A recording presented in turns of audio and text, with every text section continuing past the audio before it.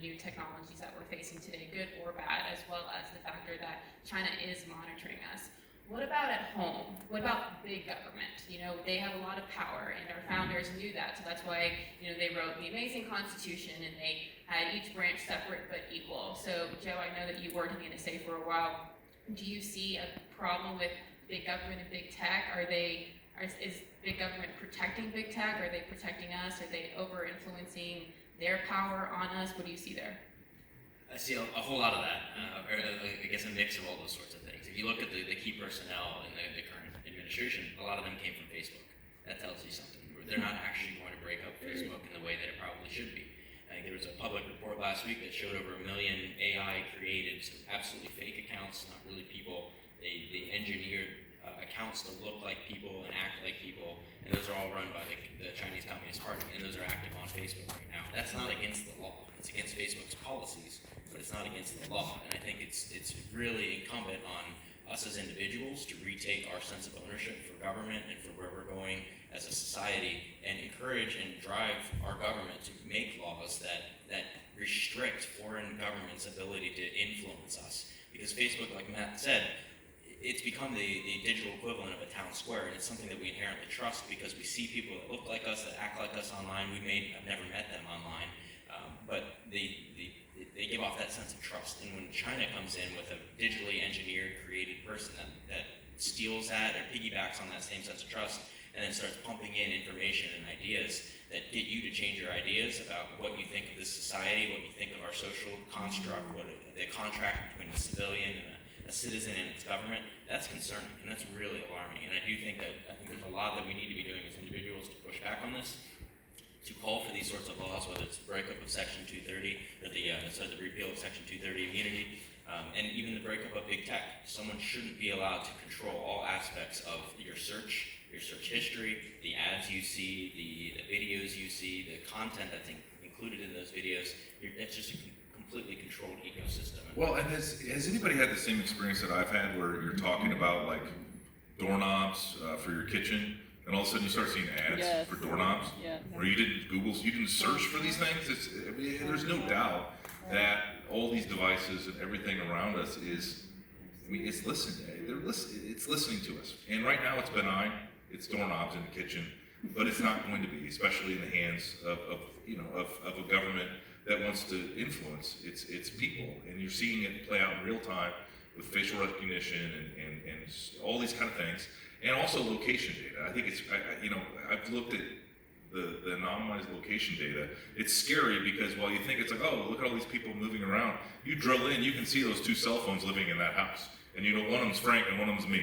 We don't live together, but the concept is, and then you can just follow that dot wherever it goes.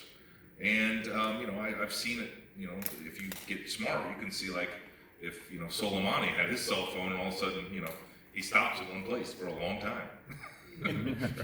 So it's something to think about as you permit these apps to track you. What concerns me, and what Joe and Jordan and we saw in our previous roles in information operations and sensitive activities in the Pentagon, when you talk about the profiles that are operating across all the social media platforms, the known terrorists, the known foreign intelligence operatives whose sole purpose in life is to cause chaos and to rip us apart from the inside, right? Those profiles are still allowed to be operational. However, you have soccer moms in the Midwest who have an issue with something. It's pretty benign, and then they're immediately blocked and removed and shut down for 6 months at a minimum. And I would be very receptive to having a discussion with these big tech platforms to talk about and go through the list of, bad guy, bad guy, bad guy, bad guy, bad guy. What are you doing about that? It's a problem because they're trying to rip us apart from the inside, and they're still being allowed to do whatever they want to do on any social media platform. It's very disheartening and upsetting. So we're talking about threats. We've identified the threat, which is, I think, the main thing and most important thing to start with. But what are the solutions? I mean, I don't know about you guys, but I get scared knowing, at Matthew's point, I could be talking about something, and then now it shows up on any of my social media platforms, any Google searches, anything like that. And for knowing that I did not go in my phone or my computer and search that, it's now there. There is some type of technology acknowledging what I either thought or what I said to myself or to friends and family that now is getting shown there. And even China themselves, they have a technology that I'm sure we eventually, if we keep going towards an authoritarian way of you know, you walk down the street, they have a system, the cameras everywhere that identifies who you are, your weight, your height, you know, where you live, all these things about you, so that the Communist Party can't track you.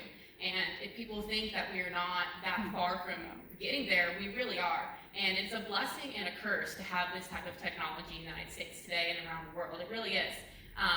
So after identifying the threat, what are the solutions? I mean, are we going to go to two separate platforms, Republicans and for the left? I mean, or is there a way to us come together and, you know, curtail this threat and mitigate the concerns that are happening with the over usage and power of the new technology that we're seeing today?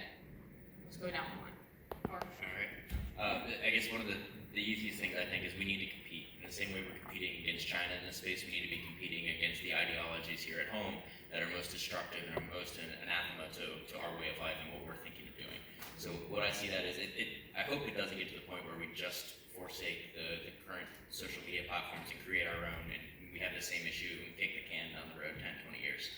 What I would love to see is that we're actually getting out there and challenging those same issues, the same ideas. We know big tech, we know some of the folks on the left and some of the others, we know how they're doing their technology. Let's do it and let's do it better. So what that means is let's create the narratives. I think someone yesterday in the panel discussion in the evening talked about how conservatives are really good at messaging conservatives, but we don't really have the narratives that fit the left side or to that block in the middle that can be persuadable. So let's improve that. Let's actually develop the technologies that do that, and let's implement them and use them for our good. And let's do that with companies that have a moral compass. Because right now that there isn't a morality in a lot of big tech right now. It's simply what's going to make the most money, and that's what they use to justify and sort of motivate themselves. But it really should be morality at the end of the day.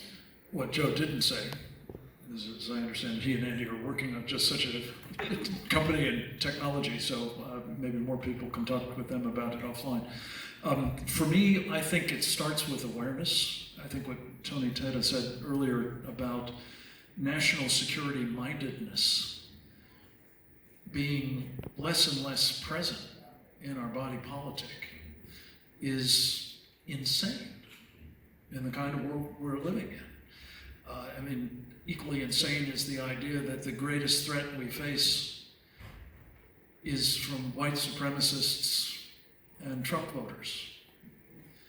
And this is not national security mindedness, and it's being malpracticed at the highest levels of our government, which brings me to the ultimate corrective, obviously, which is we need new national security minded elected representatives who are serious about this, and they will only emerge if there is an electorate that gets these issues. So I really commend Liberty and the team that's put this conference together for making national security an important part of the program. I'm privileged to be on it, but it's desperately needed that those who are hopefully going to be monitoring this program from outside this room will take to